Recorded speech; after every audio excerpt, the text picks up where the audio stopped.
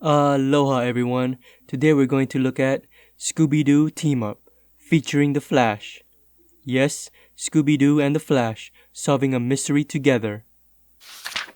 We open up to a dragon going on a rampage through Central City.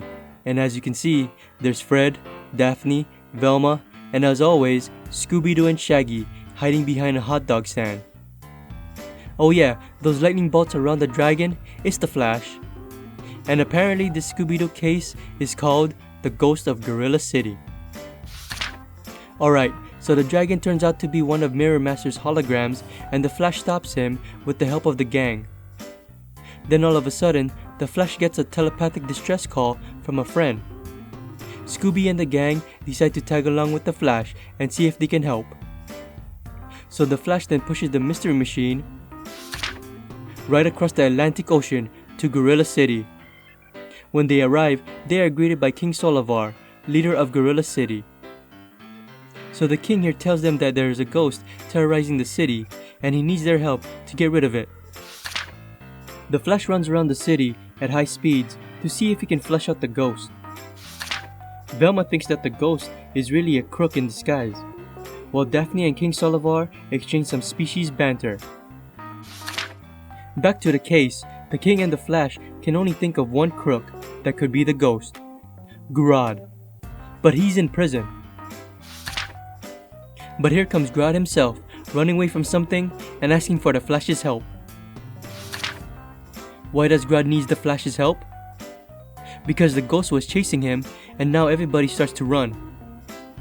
The ghost uses his magic on the Flash, Fred, and Velma to make them look weird. After that whole running away thing was done, the group tries to figure out who is the ghost. King Solivar and Grodd use their telepathy to share memories of the ghost with the gang. Again, the ghosts show up and everybody starts to run again. The ghost uses his special powers and turns the Flash into glass. King Solivar and Grodd run to the Flash's aid. Well, King Solivar is. Grodd is too scared to help. Velma has a thought. Maybe the Flash wasn't really turned into glass and the ghost gorilla was using telepathy the whole time. So using Velma's brilliant deduction, Flash snaps out of the whole illusion and with his super speed corners the ghost with his multiple after images of himself to confuse the ghost. Daphne then points out to everyone that all of King Solivar and Grodd's memories of the ghost, there was always a suspicious looking gorilla in the background wearing a distinctive amulet. Fred tries to capture the gorilla, but he just gets shoved like a little weak human. Just leave it to King Solivar and the Flash there, Fred. The gorilla's name is Rogar. And like always, whenever Scooby and the gang catch a bad guy spills the beans. Turns out, Rogar was a crooked gorilla real estate developer. Whatever Fred just said. Who was trying to get his building project started. In return, he would have made a fortune. But King Solivar didn't approve his project, and so Rogar made a spooky ghost, trying to drive away all the citizens of Gorilla City to start his project. And with that, Rogar is sent to prison. But wait, what about Grodd? Grodd did escape prison after all.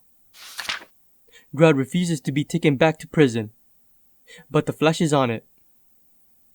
With the day saved, the comic book ends with a Shaggy and Scooby moment, complete with monkey puns.